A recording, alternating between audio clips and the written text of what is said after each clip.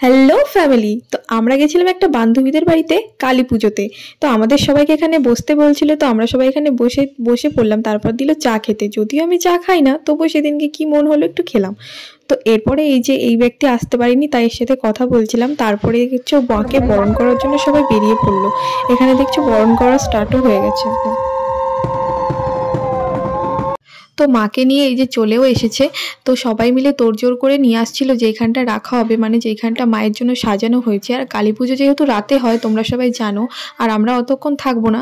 তো এখানে রাখার পরে আমরা চলে গেছিলাম ঘরে। আর ঘরে গিয়ে এই যে পাগলের মতো হাসছিল, আর এই হাসি দেখে সবাই হাসাহাসি করছিল এখানটায়।